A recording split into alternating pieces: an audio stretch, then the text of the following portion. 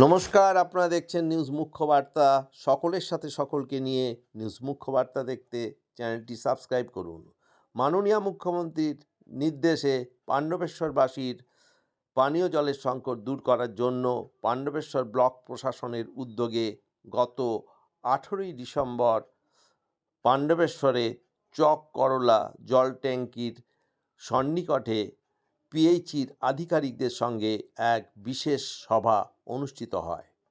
এই সভায় প্রধান বক্তা হিসাবে উপস্থিত ছিলেন পাণ্ডবেশ্বরের বিধায়ক শ্রী নরেন চক্রবর্তী মহাশয়। অন্যান্যদের মধ্যে উপস্থিত ছিলেন পাণ্ডবেশ্বরের বিডিও বৃষ্টি হাজরা, সভাপতি রমা রুই দাস, পাণ্ডবেশ্বর পঞ্চায়েত সমিতির পূর্ত কর্মাধ্যক্ষ কিরিটি মুখার্জি, পিএইচির অ্যাসিস্ট্যান্ট ইঞ্জিনিয়ার কাশিরা রায়, বৈদ্যনাথপুর গ্রাম পঞ্চায়েতের প্রধান অক্ষয় বাউরি প্রমুখ। ব্যুরো রিপোর্ট, নিউজ মুখ্য বার্তা। আর যে জায়গাটাতে আমরা দাঁড়িয়ে আছি, আজ থেকে 1 বছর আগে অত্যন্ত হর্ষ এবং উল্লাসের সঙ্গে আমরা এসে এখানের মাটি কেটে আমি আপনাদেরকে বলেছিলাম বিধানসভায় মুখ্যমন্ত্রীর ঘোষণা এবং তার চেকের টাকা নিয়ে এসে আপনাদেরকে বলেছিলাম যে আমরা একটা বড় পাওনা পেয়েছি। আসলে মমতা বন্দ্যোপাধ্যায় নামের প্রতি শব্দ হলো কথা দিয়ে কথা রাখা। আজকের দিনটা একটা বিশেষ দিন।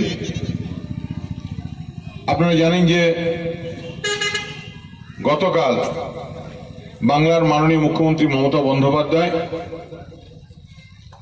বাংলার প্রায় 10 লক্ষ তো নাকি 12 লক্ষ মানুষের হাতে ঘরের চাবি তুলে দেওয়ার ব্যবস্থা করেছেন। 12 লক্ষ মানুষ মমতা বন্দ্যোপাধ্যায় নিজের ঐকান্তিক প্রচেষ্টায় তারা ঘর পাবেন।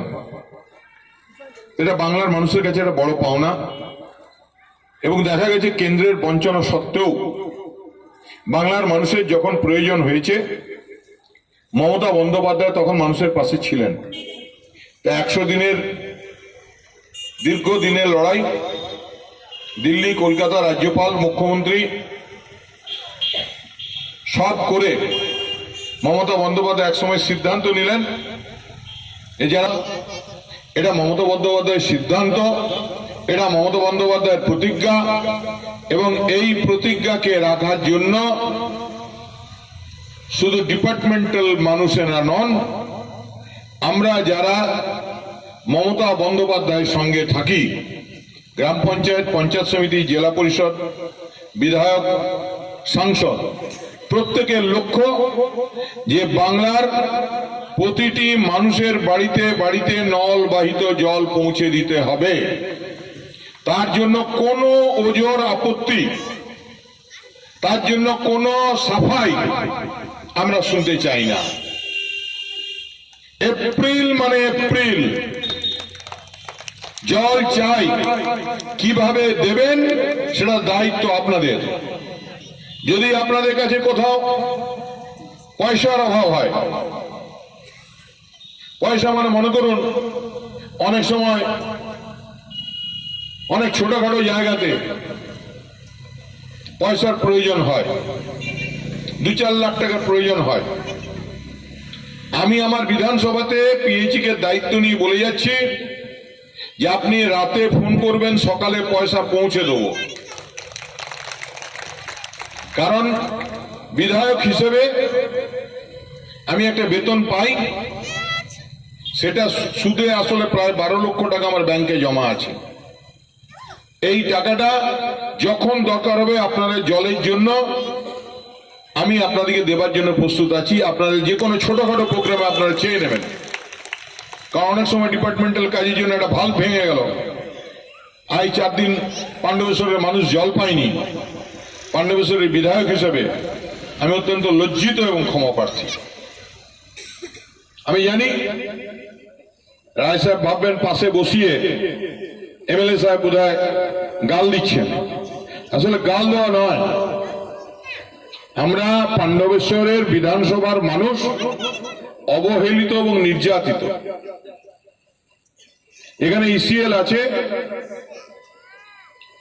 ইসিএল এর কাজের দরুন আমরা যেমন অনেক সুবিধা পাই, এখানে এখনো মানুষের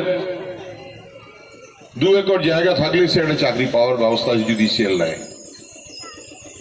ইসিএল এর কারণে যে দুর্গাপুরে দেখা রাত্রি 10টার সময়, তা আমরা এত রাতে দুর্গাপুরে, বলে আমি তো দুর্গাপুর চলে এসেছি। কেন ভাই, কি অন্যায় হলো? বলছে দাদা জলের খুব প্রবলেম, গরমকাল হলেই জল কিনতে হয়, মাথা ব্যথা। তো এই যদি অবস্থা হয়, মানুষের ইচ্ছা মনে হয় তাহলে আমাদের জনপ্রতিনিধি থাকার দরকার কি? মানুষ কেন ভোট দেবে আমাদের? তাই টাকা লাগে টাকা দেবো, দরকার হলে আপনার যদি কোনো নোটশিট, কোনো ছোট টেন্ডার, কোনো কিছু কোনো প্রবলেম হয়, আমি পিএইচির অফিসারদের বলবো যে আমি অন্য বিধায়কদের মতো অন্য বিধায়কদের মতো না, এটা উইথড্র করছি, আবার কে কি বলবে বাবা, হ্যাঁ, তার কাছে আমি সই করিয়ে নিয়ে আসতে পারবো।